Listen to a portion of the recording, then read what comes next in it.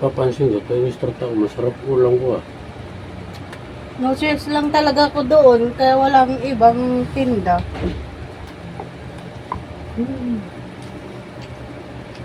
Baka sabihin mo na hindi ka pinapakain. Kanya, sweet.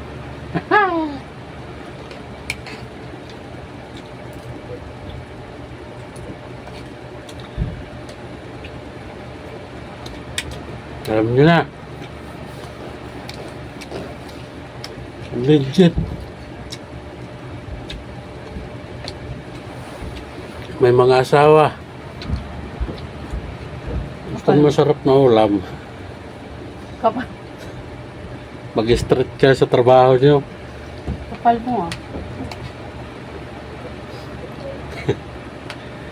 Pag di ka straight, 12 oras lang. Itlog lang ulam mo. Ang kapal mo ah, sipain kita dyan. Maganda mag-straight, lagi masarap yung ulam. Ha? Chicken curry? Ba? Kasabihin mo, hindi ka binibilan ng masarap, kawawa ka naman.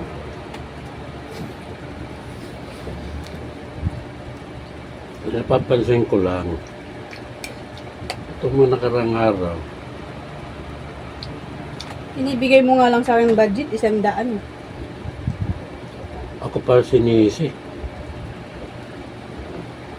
Saan ba abot 100? Kay Cyrus pa nga lang, kulang na eh.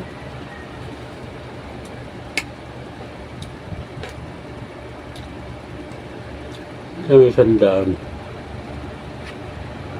Pero may bibigay, wala nga akong may bigay. May bibigay pa.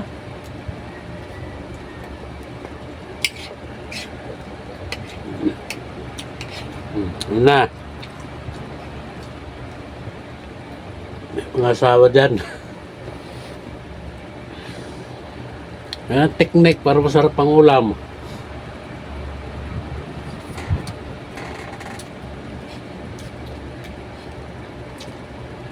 Reklamo ka kasi, puro na lang si Cyrus. Reklamo ah. Ah. Bakit? Sabi mo, buti pa si Bibi. Ang dami, ano? Reklamo?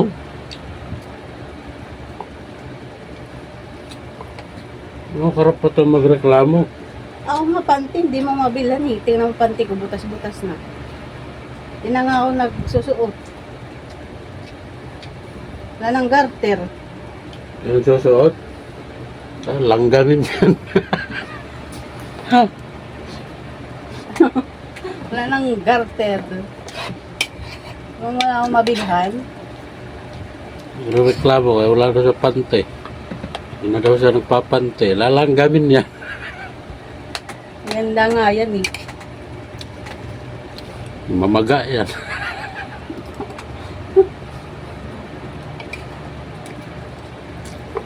Yung pante, dadala walang break, salit-salitan. Meron nga dyan, tatlong tao na magkakasya. Reklamo ka, palaki ka ng palaki.